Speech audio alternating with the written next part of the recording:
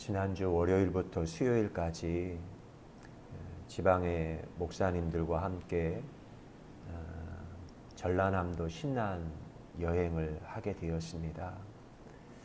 코로나 팬데믹 상황이었기에 자유롭게 모두가 다 개별 여행을 하게 되었어요. 우리가 문명사회에 살고 있을 때 그 모든 것을 다 멈추고 쉬고 싶은, 그 자연으로 돌아가고 싶은 그런 열망이 생길 때가 있습니다.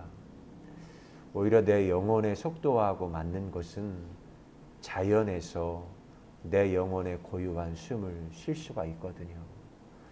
신안에 배를 타고 들어가는 그 섬을 순례 여정을 했습니다. 병풍도, 대기점도, 소기점도, 소확도, 진섬, 딴섬, 순례 여정의 길을 걸어갔어요.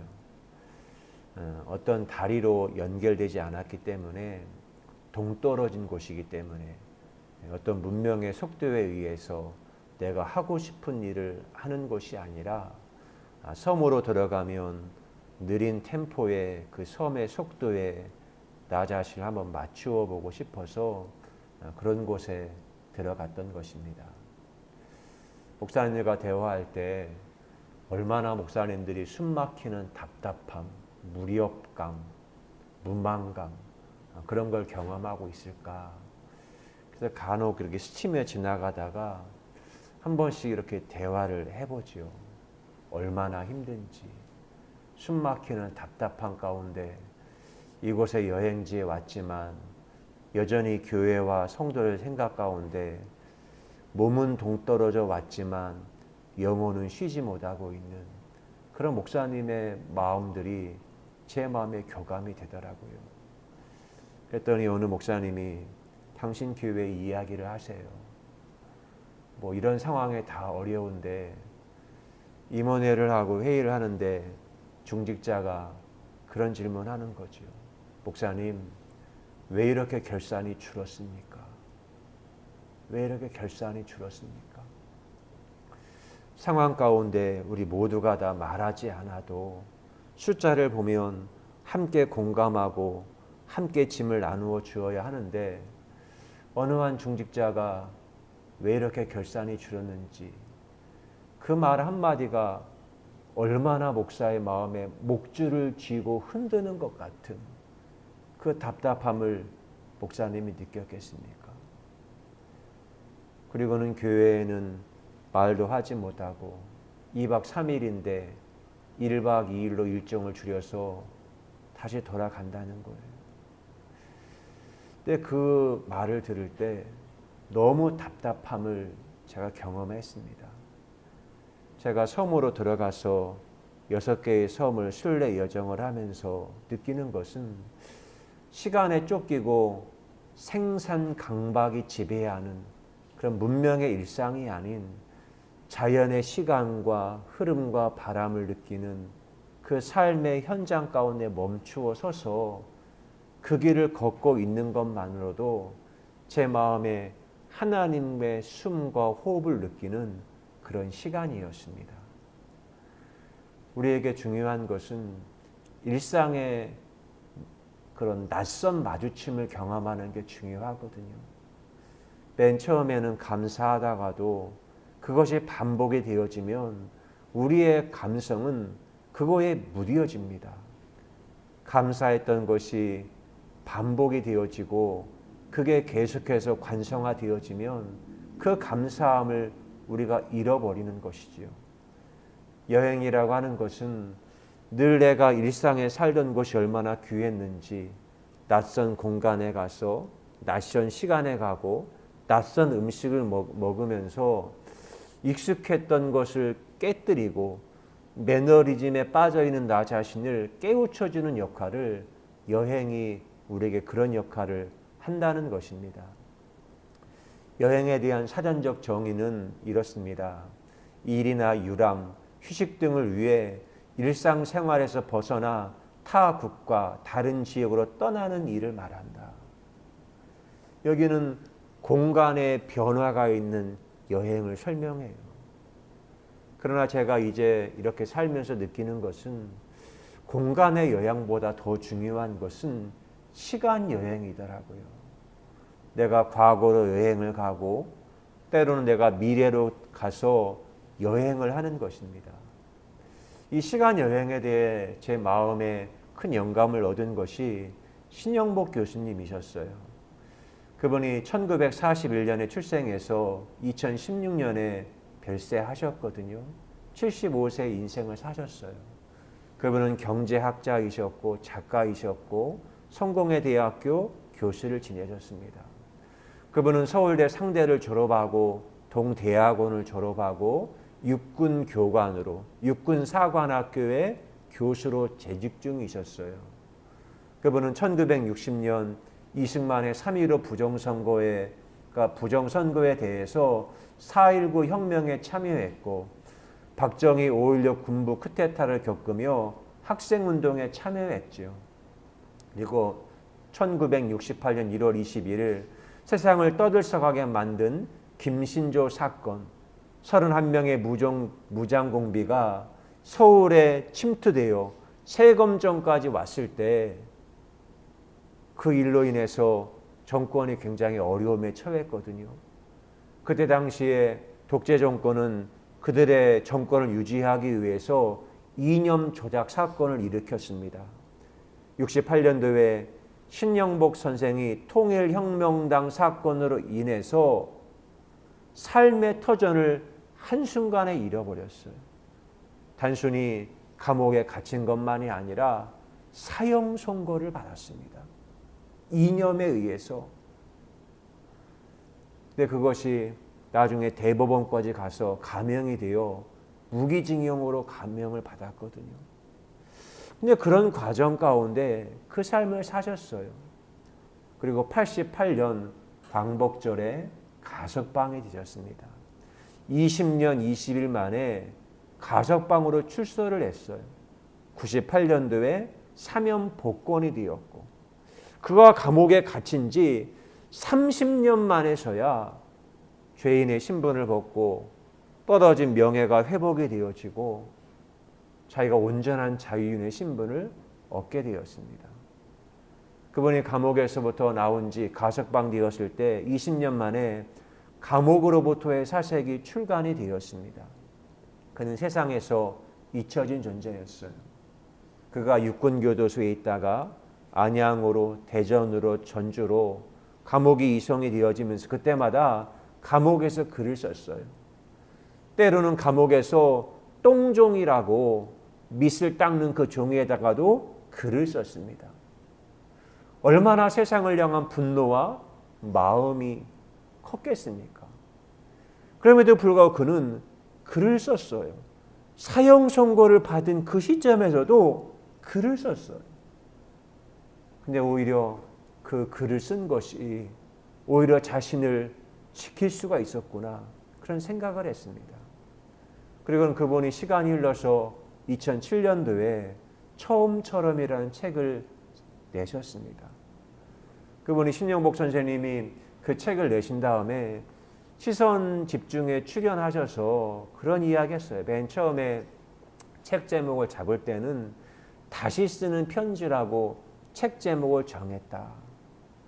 왜냐하면 감옥으로부터의 사색은 모든 편지와 쓰는 내용들이 교도관 앞에서 편지를 쓰고 검열을 거쳐야만이 외부 세계로 나가는 편지였어요. 거기에다가 상징과 의미와 많은 것들을 담아서 글을 쓰지만 외부인의 감시를 통과하고 난 다음에 내 사랑하는 가족에게 편지를 쓴다는 것이 얼마나 힘들었을까. 그러다가 보니 글을 쓰기 전에 외부 감시와 외부 검열을 받기 전에 먼저 하는 것은 내가 나를 감시하고 자기 검열을 통과한 내용만이 편지에 글을 쓸 수가 있는 거예요. 그리고 이제는 시간이 흘러서 이제는 내가 쓰고 싶은 내용, 자기 검열, 자기 감시 이것이 없는 나의 고유한 편지를 쓰고 싶어서 처음처럼이라는 책을 쓰게 되었다고 합니다. 근데 그 책을 보면서 저의 인생이 신영복 선생님의 삶과 중첩되어지는 그런 것들이 있더라고요. 저는 제가 문명세계 신학을 공부하고 종교 생태계 안에 이렇게 들어왔습니다. 들어오면서 제가 느끼는 것은 이 문명세계에 제가 서식지를 만들고 생존하기 위해서는 타인의 시선에서 인정투쟁해서 승리한 사람만이 서식지를 만들고 생존할 수 있고 하루하루 내가 연명을 할 수가 있는 거예요. 그러다가 보니 끊임없이 다른 사람이 있기 전에 내가 나 자신을 검열하고 감시하고 자기 억압하고 자기 착취하는 그런 모습이었음을 제가 깨닫게 되었습니다. 그러다 보니 때로는 나의 부족한 열등감이나 부족함에 대해서는 어떤 가면을 쓰기도 하고 페르소나를 쓰기도 하고 그런 모습들이 제 안에 발견되었다는 겁니다. 여러분, 우리들에게 진짜 무서운 것은 사실은 타인의 시선이 아니에요. 타인의 시선보다 더 무서운 것은 자아가 자기를 감시하는 거예요. 자아가 자기 검열, 자기 착취, 자기 감시하는 이것이 진짜 무서운 것이라니까요. 그런데 우리는 내가 생존해야 한다는 것 때문에 그 사실도 깨닫지 못하고 내가 스스로 나 자신의 존엄함을 억압하고 감시하는 그런 모습이 있는 겁니다. 어느 블로그에 이런 글을 썼더라고요. 초등학교 1학년 때 일이다. 공책에 글씨를 쓸 때 자를 대고 썼다. 그러다가 보니 시간이 많이 걸렸고 어머니한테 혼나기도 했다. 나도 자를 대고 쓰고 싶지 않지만 당시에는 내 마음이 용납을 못했다. 또 한때는 이런 적도 있었다. 텔레비전을 시청하는데 텔레비전 위에 인형이나 물건이 종종 놓여 있는 경우가 있었다. 간혹 물건이 제 위치에 놓여 있지 않거나 약간 삐뚤어져 있는 경우가 있었다. 내 형제들은 전혀 상관없이 계속 방송에 몰두했지만 유독 나만큼은 그냥 넘어가지 못했다. 물건의 위치가 바르지 않으면 계속 그게 신경 쓰였고 불편한 마음이 떠나질 않았기 때문이다. 결국 바른 위치에 놓은 후에야 편안하게 텔레비전을 볼 수 있었다. 물론 지금은 이런 행동을 하지는 않고 내가 왜 그런 행동을 했을까 하면서 웃음을 짓는다. 그런데 이 책을 읽으면서 나의 저런 행동들이 강박증의 한 형태일 수 있구나 함을 알게 되었다. 여러분, 강박증이라는 것이 끊임없이 내가 나 자신을 억압하고 감시하고 검열하는 거예요. 어떤 경계와 선에 나 자신을 맞추려고 하는 뇌의 딸꾹질 현상, 그것이 강박의 형태로 나 자신을 짓누르고 있다는 것입니다. 우리가 세상을 살다 보면 누군가가 가르쳐주지 않아도 직관적으로 배우고 알게 되는 것들이 있어요. 그런데 그 중에 사람들이 가장 먼저 익히는 것은 사람은 생명을 가지고 있기에 생존 본능이라는 것이 인간에게 가장 먼저 형성이 됩니다. 내가 살고 있는 서식지, 이 컨텍스트, 이 막내가서 서식지 전쟁을 합니다. 좋은 서식지일수록 문이 좁아요. 명문 대학은 성공으로 가는 경로이기에 문이 굉장히 좋습니다. 어떤 특정한 어떤 직업군 굉장히 더 좁아요. 그래서 그것에 드론이 너무 많으니까 시험이라는 관문을 만들어서 검열을 하잖아요. 시험을 보고 충분한 값을 지불한 사람만이 그 경계를 통과하고 진영에 들어올 수 있도록 세상은 그렇게 모든 것들이 제도화되어져 있습니다. 그런데 서식하기가 좋은 곳일수록 경쟁이 치열합니다. 이런 보편적으로 어떤 한 식물이 산에서 옮겨져서 다른 곳으로 심겨질 때가 있잖아요. 보통 그러면 식물들이 4배 이상의 에너지와 힘과 돌봄이 필요하다는 겁니다. 이미 뿌리를 내리고 자랐는데 뿌리를 뽑아서 다른 곳에 다시 심으려면요 4배 이상의 힘과 에너지가 들어가요. 그래서 사실은 그때 보면 그 생명이 어떤 존재인지 알 수 있는 겁니다. 여러분, 저는 20여 년 동안을 전임 목회하며 종교 서식지에 살다가 자영업의 생태계 안에 들어와서 생존을 해야 하는 거예요. 그러면 먼저 우선은 이 자영업, 외식업 세계의 언어를 배워야만 합니다. 어떻게 음식을 하는지. 그리고 이제는 배달이 많이 이루어지고 있거든요.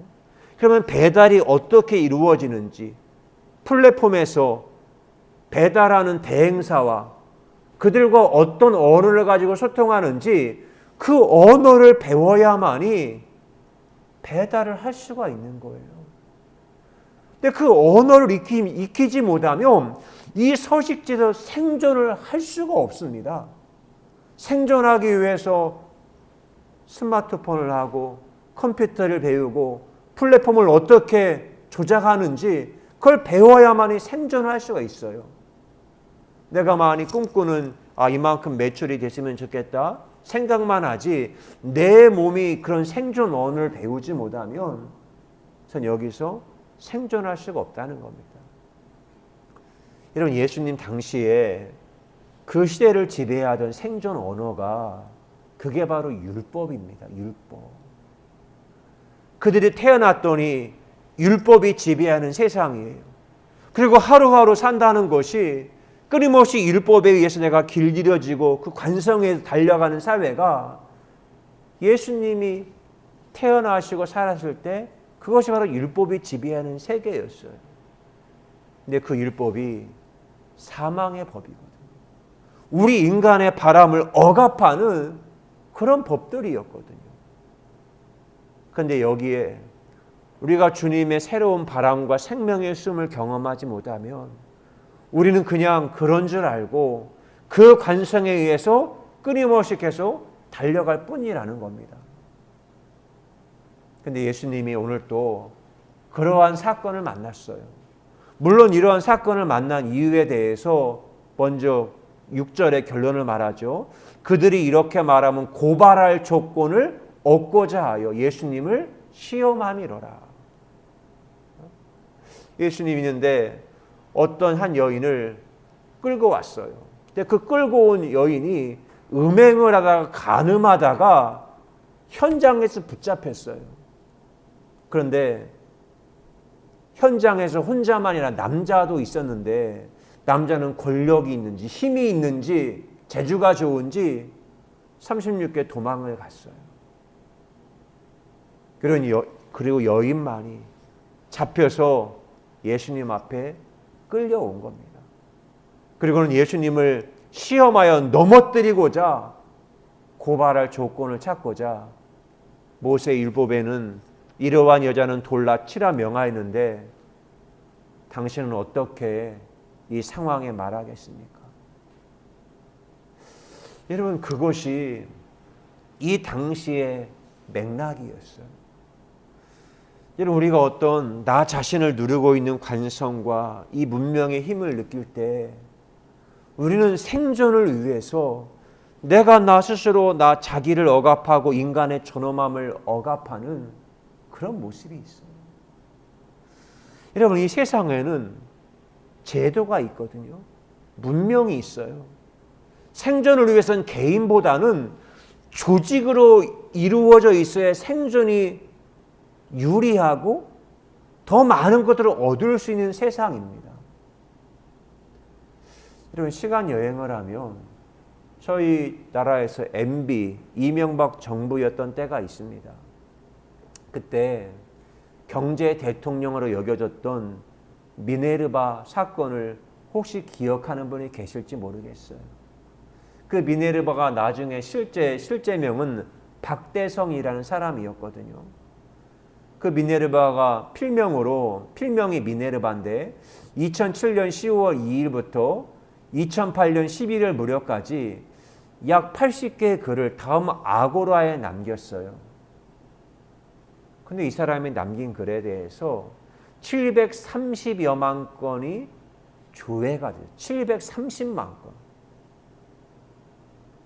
댓글이 3만 4천 개, 답변글이 2천 개, 찬성이 9만 개, 반대가 2천 개. 여러분 지금 디지털 세계이기에 지금은 권력자는 유튜브 구독자가 얼마인지 조회수가 얼마인지 이게 진짜 권력자거든요. 근데 15년 전에 2007년도에 730만 건은 어마어마한 거예요. 근데 거기다가 미네르바가 예언한 것 가운데 리먼 브라더스의 몰락을 예언한 게 들어맞았고 그러면서 미네르바의 명성이 굉장히 높아졌어요. 그러다가 보니 주류 언론과 방송 3사에서 그의 필명을 언급하며 특집 방송이 이루어지고 미네르바 신도롬 현상이 대한민국 사회에 퍼져나가게 되었어요. 야, 미네르바야말로 대한민국의 경제 대통령이다. 그런 내용이 되는 겁니다. 그런데 문제는 그 이후에 재경부가 발칵 뒤집혔어요. 지금은 그때는 재정경제부였고 지금은 기획경제부지만 금융 전문가보다 더 똑똑해요. 그런데 이 사람들이 부글부글 막 끓는 거예요. 그러다가 나중에 나라가 막 여론이 막 흔들리고 하니까 검찰이 나서가지고는 이 사람이 누굴까? 경제 대통령에 일컬어지는 세계의 경제를 예측하고 안목이 있는 이 사람이 누구지? 검찰이 나서 조사했더니 나중에는 처음엔 그랬거든요. 미국의 MBA 경제학 박사고 어떤 대단한 사람일 거다 싶었는데 예상을 했는데 자꾸 보니까 나이가 30대예요. 전문대 졸업을 했고 무직 백수입니다. 이 신상이 드러났어요. 그런데 왜 검찰이 왜 이 사람의 학력과 신분과 직업을 왜 드러낸 거죠? 우리가 가지고 있는 보통의 통상적인 관념과 관습으로 이 여인을 향해서 율법으로 심판해 버리듯이 대한민국이 가지고 있는 관습과 관념으로 이 사람을 생매장시켜 버린 겁니다. 대한민국의 관습은 뭐죠? 똑똑한 사람, 배운 사람, 서울대 나온 사람, 미국 유학한 사람, 그 사람이 바른 것 아니겠어? 우리는 그런 관습과 관념에 율법에 잡힌 게 있어요. 그런데 이 사람이 30대이지만 그 사람이 세계의 경제와 주식을 투자하기 위해서 얼마나 많은 것들을 공부했겠습니까? 저는 저 자신이 자영업을 하면서 이 세계에 살아남기 위해서는 공부를 해야 되는구나. 여러분 그걸 깨달아요. 그런데 이 사회는 어떤 사람의 고유한 그 진정성의 바람보다는 서계 차경이라고 하거든요. 서열화, 계급화, 차별화, 경제화. 이거에 의해서 모든 사람을 재단하고 억압하고 사람의 목줄을 쥐고 있다는 거예요. 그리고 승자가 모든 걸 독식해서 먹는 그런 사회가 되었네요.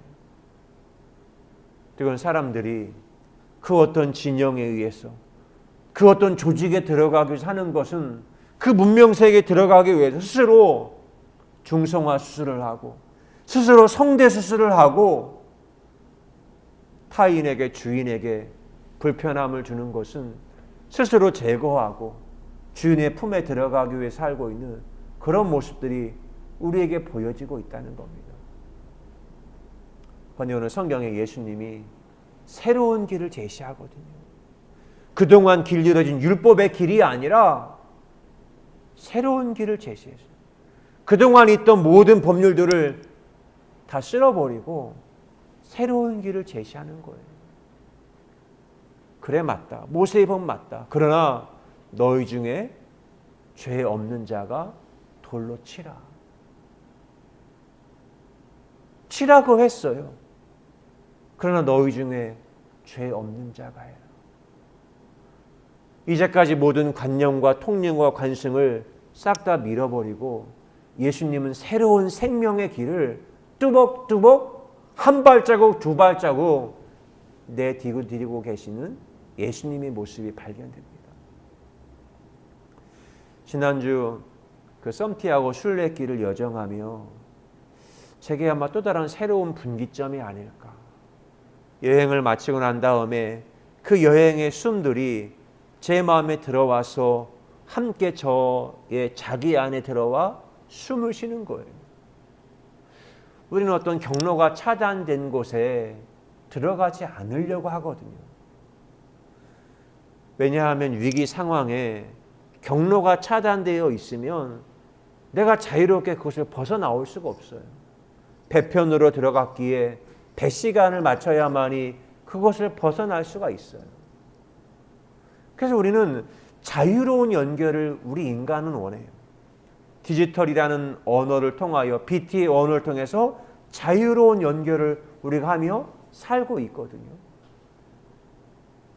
여러분 외식업이나 지금 대한민국의 경제 생태계는 대기업과 외식업과 물류는 프랜차이즈에 의해서 다 생태계가 구성이 되어져 있어요. 물류망으로 구성이 되어 있어요.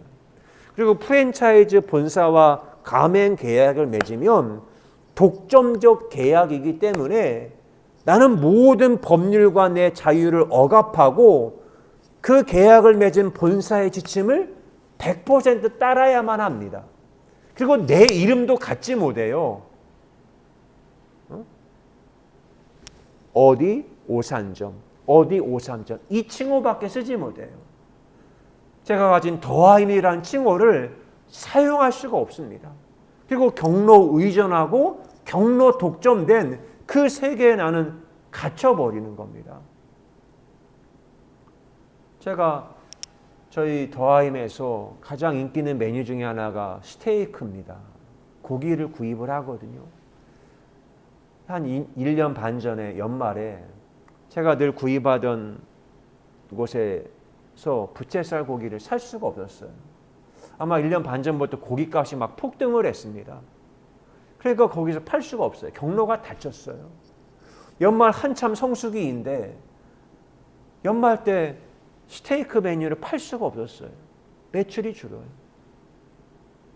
그런데 그때 어떻게 하죠? 새로운 경로를 찾는 거인가?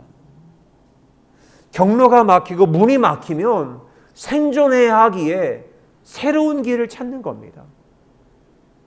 그리고 저는 사람을 만나고 새로운 길을 찾았어요. 다양한 새로운 길을 만나고 가격을 보고 품질을 비교하고 제가 이제는 선택을 합니다. 지난주에도 택배사 파업과 소동이 있으니까 커피 주문한 게 오지를 도착하질 않아요. 그러면 저는 생존하기에 새로운 경로를 찾아요. 새로운 경로 가운데 새로운 존재가 커피 파는 사람 없을까? 새로운 품질은 없을까?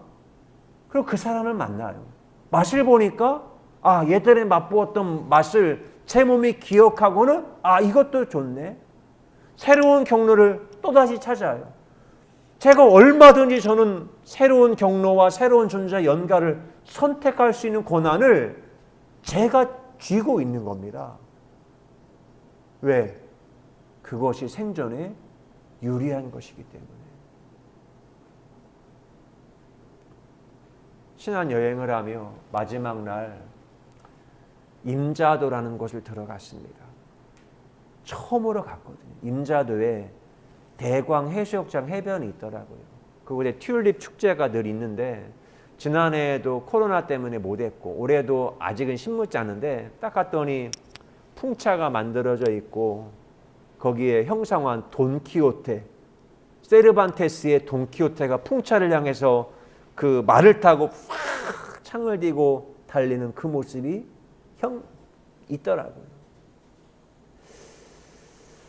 그때 세르반테스가 한 말이 떠올라요. 돈키호테 이런 말 했죠. 현실은 진실의 적이다. 세상이 미쳐 돌아갈 때 누구를 미치광이라 부를 수 있겠소. 꿈을 포기하고 이성적으로 살아가는 것이 미친 짓이겠지요. 쓰레기 더미에서 보물을 찾는 것이 미쳐 보이나요? 아니요. 너무 똑바른 정신을 가진 것이 미친 짓이요. 그 중에서 가장 미친 짓은 이상을 외면하고 현실에 있는 것을 있는 그대로 보는 것이요. 세르반테스가 한 말이에요. 여러분, 세상이 너무 사실 부조리하거든요. 지금 알베르 까미가 말했던 너무 부조리한 사회. 근데 세상은 부조리한 사회에서 성공한 사람들이 있어요. 그러면 그 사람이 정상적인 사람이었을까요? 부조리한 방식으로 살았으니까 성공자 됐어요. 그들은 여러분 절대로 세상이 바뀌는 것, 새로운 세상으로 건너가는 건 원하지 않아요. 이 부조리한 사회에서 떵떵 천년 만년 만수상 드렁치기 얽혀서 살아보자. 이것들이 그들의 갈망함입니다. 그때 진짜 미친 짓은 이상을 외면하고 현실만 보는 거예요. 꿈꾸지 않고 삶 너머의 세계를 보지 않고 현실만 직시하는 것이 사실은 진짜 미친 짓입니다. 제가 그것을 자영업 생태계에 와서 삶 너머의 세계에 와서 보니까 그 세계가 정말 미친 세계였더라고요. 여러분, 진실이라는 것은 불편한 겁니다. 아세요? 안심시키는 것은 거짓이에요. 그러나 진실은 불편합니다. 그래서 주님이 산상수 말씀하시잖아요. 너희들 좁은 길로 가. 구원으로 인도하는 문은 좁은 길이고 좁은 문을 통과하는 거예요. 사람들은 많이 가면 넓은 문이면 안심이 돼요. 그러나 그 끝이 부조리하고 거짓이라니까요. 우리가 너무 현실 세계에 갇혀서 입자에 갇혀서 바람의 소리를 듣지 못하고 삶 너머의 세계를 보지 못한다면 그것이 너무 고통스러운 겁니다. 주님은 분명히 말해요. 사람은 떡으로만 사는 것이 아니라 하나님의 말씀으로 산다. 그 말씀이 소리와 파동이에요. 바람이에요. 사람에게 떡이 필요해요. 그걸 인정해요. 왜? 사람은 입자와 육체를 가지고 있기 때문에. 그러나 육체와 입자만으로는 사람은 만족할 수 없어요. 이스라엘 백성들이 출애굽하여 광야 여정에 있어요. 민수기에서 주님이 슬로브와 5명의 딸들의 이야기를 합니다. 그들에게는 아버지가 없어요. 그리고 아들도 없고. 그러면 가나안 땅에 들어가면 우리는 아들이 없으니까, 남자가 없으니까 물려받을 땅이 없지 않습니까? 모세에게 하소연을 해요. 모세가 듣더니 하나님께 물었다. 맞다. 그것도 일리가 있다. 너희 아버지가 믿음으로 살았기에 너희들에게도 가나안 땅에 들어가면 땅의 분기를 주도록 하겠다. 새로운 경로 법이 만들어져요. 그랬더니까 므낫세 지파의 족장들이 또 항의하는 거예요.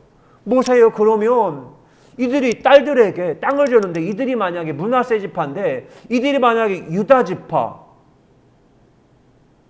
아니면 또 다른 단지파 그 지파와 결혼하고 혼인을 하게 되어지면 나중에 우리 므낫세 지파의 땅이 그 유다 지파의 땅으로 옮겨지면 어떻게 되냐? 들어보니까 어떻게 하죠? 그것도 일리가 있네. 모세가 하나님께 기도해봐. 하나님, 상황이 지금 이래요. 그러면 하나님의 법이 또 무너지지 않습니까? 하나님 응답하는 게 어떻게 하지? 그래. 그러면 솔로몬 5명의 딸들에게 땅은 준다. 대신 그들은 혼인을 할 때 므낫세 지파 안에서만 혼인을 해야 한다. 왜? 그래야 땅을 지킬 수 있으니까. 그런데 지금 이런 이야기가 어디서 하고 있는 거예요? 가나안에서 하는 이야기가 아니에요. 그들의 눈에 가나안 땅의 입자나 현실은 보이지 않아요. 아무것도 없는 광야에서 바람의 소리를 믿기에 언약 말씀을 따라서 그들은 모세에게 그 이야기를 하고 있는 겁니다. 우리는 늘 현실 넘어 세계, 삶 넘어 그 소리를 듣고 응답할 수 있어야 합니다. 이번 여행을 하며 시 한 편을 썼습니다. 신랑 신부 맞절. 신랑 신부 맞절하는 거 아시죠?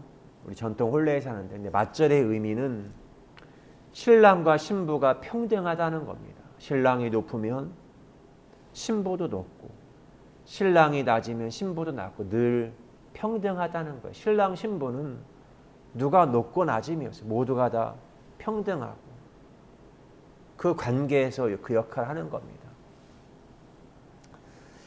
숨이 숙성되기 전 미숙하고 조급하여 낳은 사람의 아들, 숨의 주기율을 노래하며 기다림의 웃음꽃 피운 바람의 아들, 입자로 벽을 만들고 경계를 만들어 바람의 길을 희롱하는 그대, 얼음땡된 고체에 바람의 기세도 목줄 잡혔지.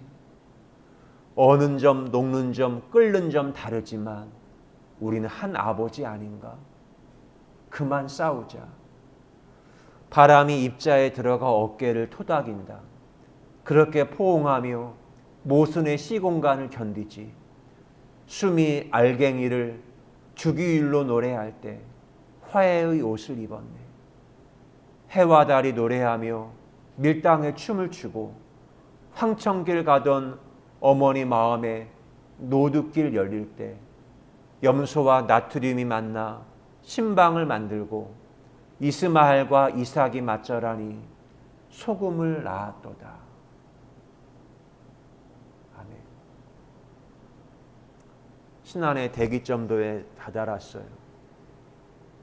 거기에 한 기도하는 집이 있고 저쪽에는 소기점도가 있고 함께 같이 거니던 아내가 노둣길, 이제 바닷물이 빠지면 길이 생기잖아요.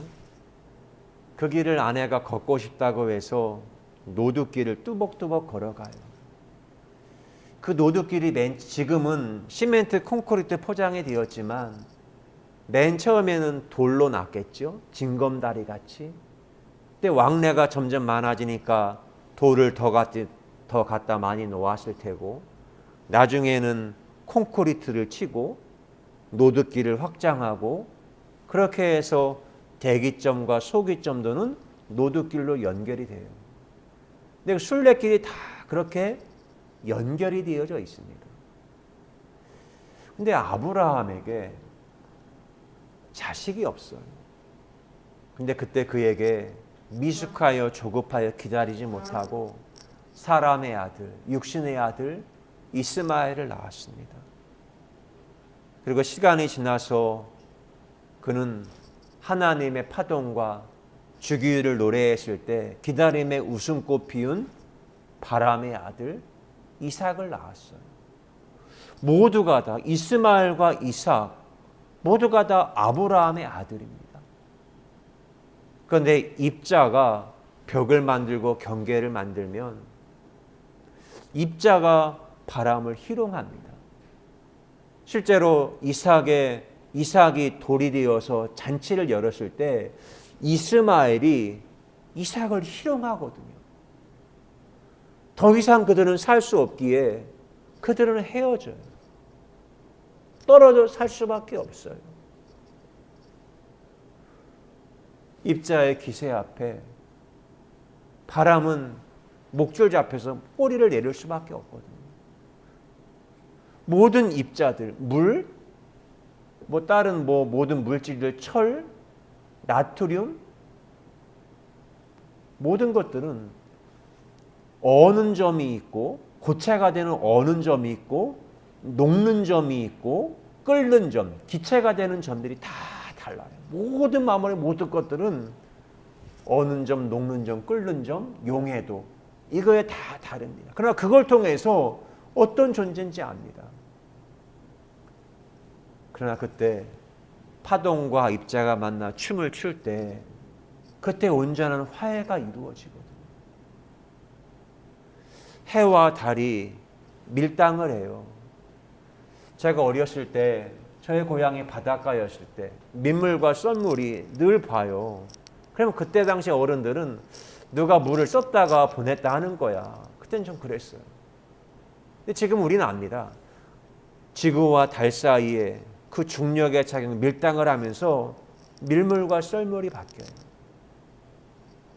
황천길로 죽음의 길을 걸어가던 아내의 마음에 새로운 길이 열릴 때 염소와 나트륨이 만나서 신방, 혼이 나는 그 독립적인 시간과 공간을 만들고 이스마엘과 이삭이 평등하게 맞절하니 소금을 낳았도다. 새로운 생명을 낳는다는 것은 둘 사이의 깊은 교감, 육체적인, 혼적인 바람의 교감, 모든 교감이 있었다는 겁니다.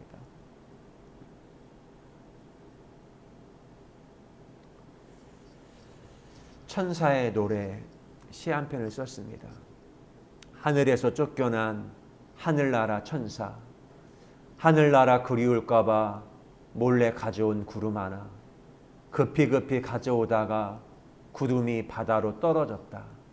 다시 가져오고 떨어지고 다시 가져오고 떨어지고 계속 반복하다가 바다의 구름은 점점 많아졌다. 바람이 불면 또 생기는 작은 구름, 그 구름은 천사가 가져온 구름, 그것을 사람들은 파도라고 말한다. 바람이 알갱이 되어 땅으로 떨어진 눈물, 속으로 상처를 머금을 때마다 빛의 흔적이 바다를 덮은 같네.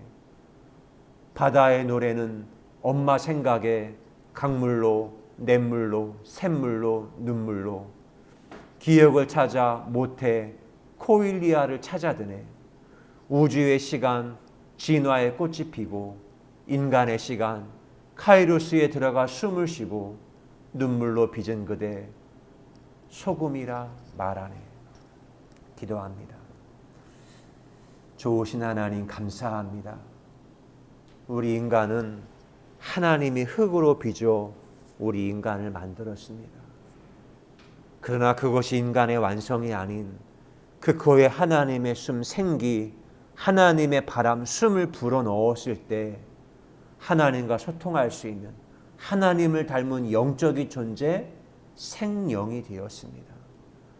우리 인간에게 입자가 필요하고 또한 바람이 있어야 온전함으로 하나님과 소통할 수 있는 것처럼 언제나 우리가 이 땅을 살며 이스마엘과 이삭이 맞절하여 소금을 낳듯이 우리가 하나님께 그런 소금과 빛으로 늘 파동하고 새로운 생명과 존재, 소금과 빛을 만들어 세상을 밝히고 세상을 맛있게 하는 예배자로 저희를 불러주신 하나님의 사랑에 감사합니다.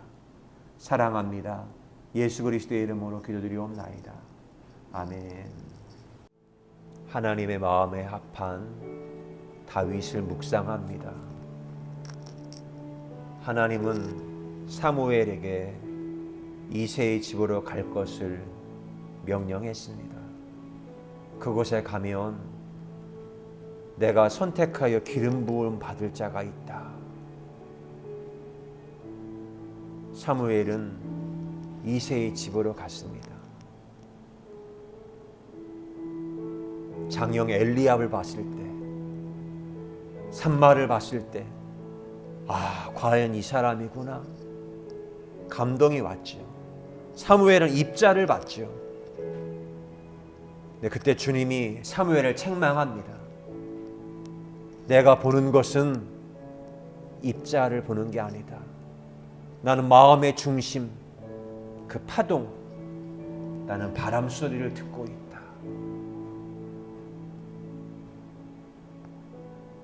그리고 정말 하찮은 말제 다윗에게 기름을 붓습니다. 이스라엘과 블레셋, 골리앗과 싸움이 있었을 때 골리앗은 자신의 입자, 그 외모, 가진 무기를 자랑하며 이스라엘과 하나님을 조롱했습니다. 입자만을 보았던 이스라엘 백성들 모두가 벌벌 떨었지요. 사울 왕이 그러했고. 그러나 다윗은 위문을 갖다가 골리앗이 말하는 그 말들 앞에 자기 영혼의 바람이 견딜 수가 없었습니다. 그래서 바람 소리의 떨림을 듣고 앞으로 나아가지요. 그리고는 말합니다. 너는 칼과 창과 단창으로 입자로 오지만 나는 내가 모욕하는 이름, 만군의 여호와 이름, 바람으로 내가 너에게 나아가겠다. 그리고 다윗이 골리앗을 이깁니다. 그가 나아갈 때 칼이 없었지만 나중에 골리앗을 이긴 다음에 골리앗이 가진 그 입자의 칼로 골리앗을 심판합니다. 우리 인간에게는 입자가 있고 바람이 있습니다. 그 둘이 함께 서로가 포옹하고 맞절할 때 우리 이 땅에 하나님의 나라를 새롭게 디자인할 수 있습니다. 주님도 입자의 모든 법을 다 무시하지 않습니다. 그러나 새로운 바람의 경로 길을 주님이 빈 무덤과 성령의 오심을 통하여 모든 사람들의 마음 가운데 성령으로 오십니다. 오 하나님, 우리가 괴롭고 힘들 때 보여지는 현실 세계 바라보지 않게 하시고 현실 너머에, 삶 너머에 있는 하나님의 바람 소리, 그걸 듣고 그 길을 뚜벅뚜벅 걸어가는 자 되게 하옵소서.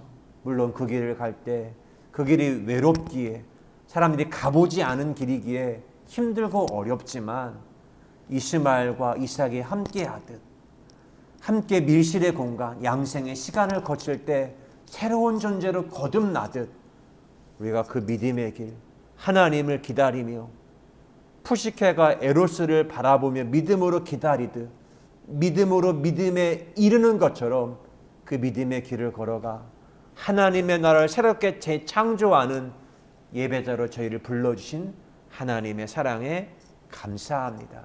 이번 한 주도 그렇게 하나님과 춤추며 이 세상을 디자인하는 한 주가 되게 하실 줄로 믿고 감사드립니다.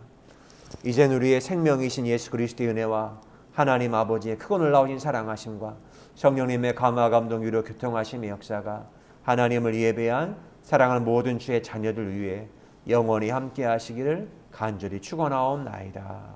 아멘.